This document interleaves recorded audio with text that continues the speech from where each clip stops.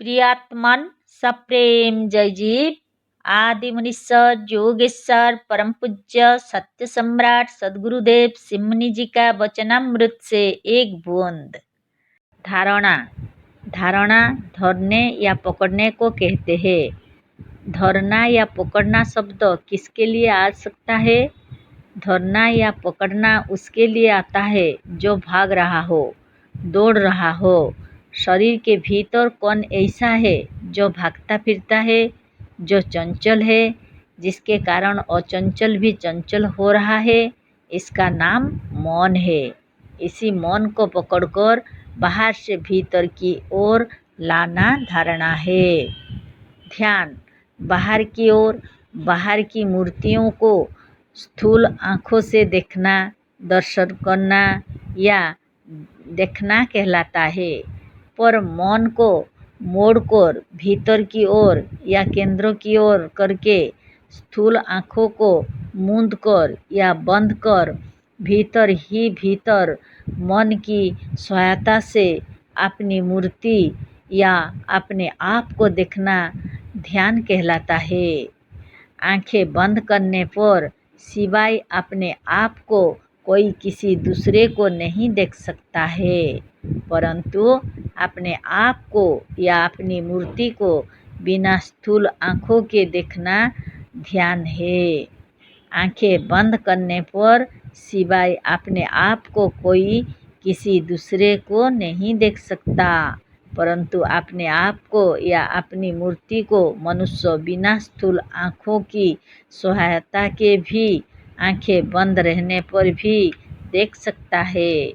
आंखें खोलकर भोग होता है और आंखें बंद करके योग होता है। सर्वोच्च कक्षा की धारणा और ध्यान ही अर्थात मौन का अपने आप में आकर सर्वथा रुक जाना और केंद्र में स्थिर होना समाधि है। प्राणायाम के विषय में तो पहले ही कह चुके हैं। छूटा है केवल प्रत्याहार। इंद्रियां जब या जिस अवस्था में बाहर जाकर विषयों का भोग करती है, इस अवस्था को या इस स्थिति को आहार कहते हैं। पर जिस अवस्था में इंद्रियां अपने अपने विषयों का आहार करना छोड़कर भीतर केंद्र में पहुंचकर अपने आप में स्थिर हो जाती है, उसे प्रत्याहार कहते हैं। आहार का उल्टा है प्रत्याहार, भोग का उल्टा है योग। इसे जो नहीं समझ सका वह योग को कभी नहीं समझ सकेगा। उलटकर भीतर अपने आप में आते समय भीतर के चक्रों को पार करना होता है। योग विद्या में इसे चक्र भेदन कहते हैं। इस पर भी यदि आपको यह सब बातें समझ में नहीं आई और अभी आप योग को सिद्ध नहीं कर पा रहा है, तो हमारी बनाई हुई दूसरी पुस्तकों को भी पढ़े और बराबर पढ़ते रहे और साथ ही जहाँ तक समझ सके उसके अनुसार साधन भी करे, पर कभी भूल के भी हठ योग ना करे। यम और नियम में अहिंसा, अपरिग्रह, अस्तेय और सत्य तथा शौच, संतोष आदि को भी कुछ लोग सम्मिलित करते हैं। यह सब भी चित्त की वृत्तियों को रोकने में सहायक है।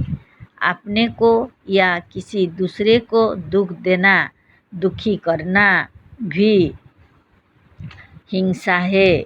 केवल किसी को मार डालना ही हिंसा नहीं है। साधन काल में भी, साधन पर बैठने पर भी, साधन के समय भी यदि तुम मच्छर, खटमल या मक्खी भी मारते रहोगे या मारने का यत्न करते रहोगे तो ध्यान नहीं लगेगा।